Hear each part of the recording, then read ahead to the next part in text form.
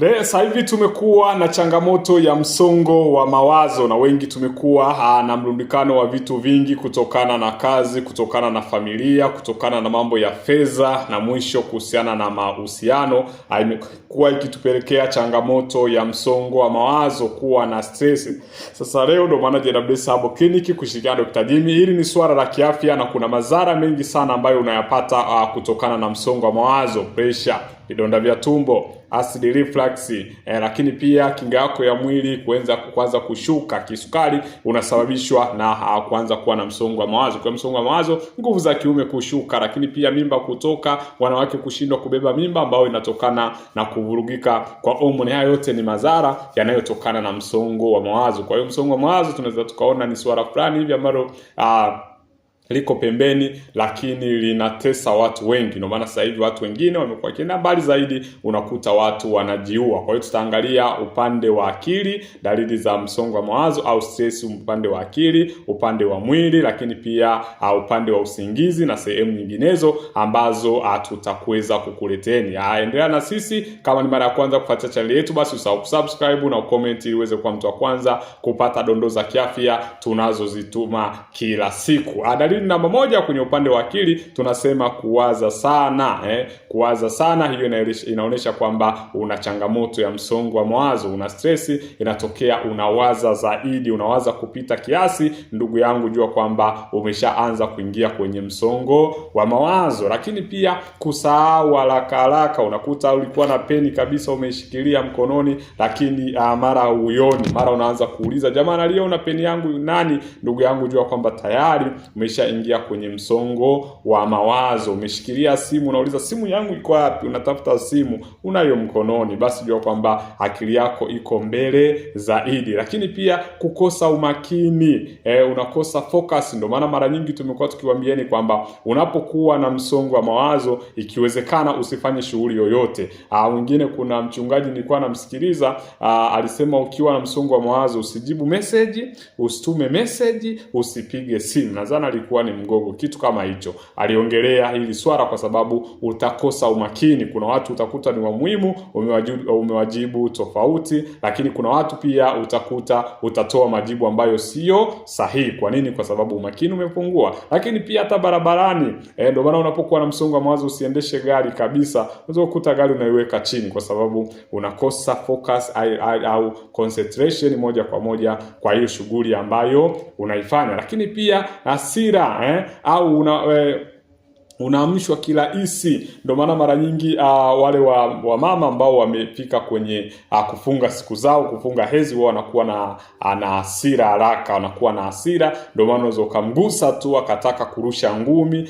Hao wote watu hawa wanakuwa wapo kwenye msongo wa mawazo. Ndio maana ukuta hata mama ambaye kuna mtu ambaye atakuwa na changamoto yake yoyote ile ya kifedha, kiafya, kimahusiano, ukimwambia swala lolote, ndugu yangu ana react kiasi kwamba kama vile umefanya kosa kubwa sana. Ingawa kosa ni kosa, lakini unaona kabisa huyu mwenzangu hayupo sawa. Lakini pia huzuni na wasiwasi bila sababu, unakuta huyu mtu yuko pembeni kabisa, anajiinamia, anakuwa ni mtu mwenye huzuni, lakini pia anakuwa na wasiwasi na pengine anajitenga na wengine. Hapo ukiona mtu wa namna hiyo, basi jua kuna changamoto inamtesa, kuna kitu kipo akilini mwake kinachomsumbua. Lakini pia kukosa usingizi au kukata usingizi katikati ni moja ya changamoto kubwa sana. Mtu, unajua, ukiwa na msongo wa mawazo, ndugu yangu, ulali ambao tumewahi kudaiwa tunafahamu, na ambao bado tunaendelea kudaiwa kwa sababu madeni hayaishi. Lakini pia mahusiano, masuala ya mahusiano, mtu huwezi kulala kabisa, naogopa kitu kinachopiga hapa, hicho kitu kinaumiza sana. Lakini pia kuota ndoto nyingi nzito, na ndoto nyingine zinakuwa ni za ajabu. Ni kwa nini? Ni kwa sababu mwili wako hauna utulivu. Unajua, kama unaota ndoto za ajabu, hata kuwa na magonjwa, vidonda vya tumbo unasababisha kuota ndoto za ajabu kwa sababu mwili wako unakosa utulivu, unakuwa unaugulia maumivu. Ni moja ya dalili nyingine kubwa sana ambayo imekuwa ikitesa watu. Lakini pia kuna kizunguzungu, mara upo unapata kichina, unahisi unataka kudondoka. Wengi tunapenda kutoa kizunguzungu. Hiyo ni changamoto pia, inaonyesha kwamba una changamoto ya stress. Lakini pia mapigo ya moyo kwenda kasi unapokuwa na msongo wa mawazo. basi mapigo ya moyo huwa yanaenda kasi, kwa sababu mwili wako unahitaji damu zaidi. Kwa utakuta mapigo yako yanadunda zaidi kama ilivyo tofauti na kama ilivyokuwa mwanzoni. Maumivu ya kichwa mara kwa mara, hiyo tumeshaelezea. Au ukiona kichwa chako kinauma mara kwa mara, huenda ni msongo wa mawazo. Lakini pia kutokwa na jasho, wengine akiwa na msongo wa mawazo, kila mtu anakuwa na dalili zake, hicho ndio jambo ambalo tunatakiwa tufahamu. Lakini pia kutokwa na jasho jingi sana inaweza kusababishwa na msongo wa mawazo. Lakini pia maumivu ya shingo, mabega au mgongo. Ukiwa na stress unaweza kuwa unapata haya maumivu ya shingo, lakini pia mabega na mgongo moja kwa moja. Hii kutokana na maumivu unayoyapata kutokana na msongo wa mawazo. Msongo wa mawazo unaathiri mwili wako kiasi kikubwa. Lakini pia uchovu wa kudumu, hata pia kazi nzito unakuta upo ulikuwepo, lakini pia unahisi uchovu, unakuwa restless kama vile ulikuwa umefanya kazi nzito, kama umepigwa huku umepigwa hadi kuna mtu amekupiga amekuumiza. Lakini pia dalili nyingine ambazo ni kwenye upande wa tumbo na kula, kwanza huwa inasababisha kiungulia, gesi na tumbo kuuma. Wengi wanapata changamoto ya gesi, tumbo kuuma, lakini pia na kiungulia sababu ya msongo wa mawazo, huwa inapelekea uzalishwaji mwingi wa asidi tumboni. Lakini pia kukosa hamu ya kula na kula kupita kiasi. Wapo wanaokosa kabisa hamu ya kula na kula kupita kiasi. Unapokuwa na msongo wa mawazo, hata hamu ya kufanya kazi haiji, hata hamu ya kula kabisa hauli kabisa. Sasa kuna wenzangu na mimi, yeye anapokuwa kwenye msongo wa mawazo, ndio muda mwafaka wa kujipigia vitu vyake.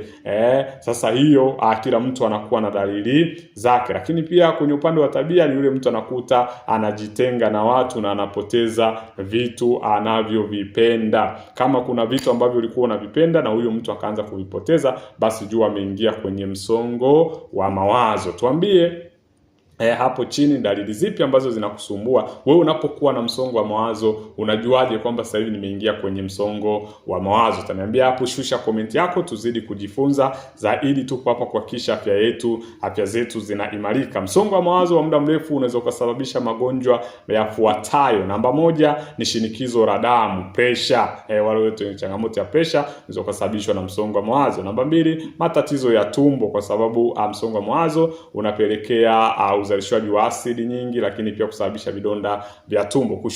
Kushuka kwa kinga ya mwili. Kinga yako ya mwili kishashuka, ina maana ni rahisi sana kila ugonjwa wote utakao kuja, mwili wako hauna nguvu tena kuweza kushambulia huo ugonjwa. Lakini pia unyongofu, depression moja kwa moja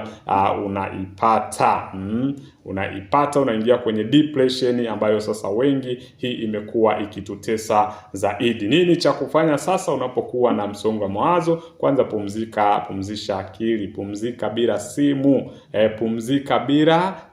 Lakini namba 2, fanya mazoezi mepesi, jitende sana kufanya mazoezi. Lakini pia kutana na watu, usipende kujitenga kama vile hamna watu. Lakini pia azungumza na mtu unayemwamini. Kama kuna mtu unayemwamini, hakikisha unakaa naye pembeni. Ingawa sasa hivi watu tunaoongea nao na wenyewe tunaongea naye leo anaenda kuongea tena kwingine kwamba Dr. Jimmy yuko hapa, madeni, mahusiano. Ndio hivyo, ndio changamoto kubwa. Lakini pia lala usingizi wa kutosha. Pata usingizi wa kutosha, itakusaidia kuondokana na changamoto nyingi sana za stress, kwa sababu unapolala akili yako inapumzika, akili yako inapumua vizuri. Andika mawazo yako, lakini pia fanya massage. Watu wanaofanywa massage mara nyingi kuna namna ambavyo misuli inavyo relax, ukasahau hadi na shida zako ulizonazo na mambo ambayo yalikuwa yanakupa stress. Kwa hiyo ndugu yangu, hivyo ndio namna ambavyo unafanya. Lakini kama uko hapo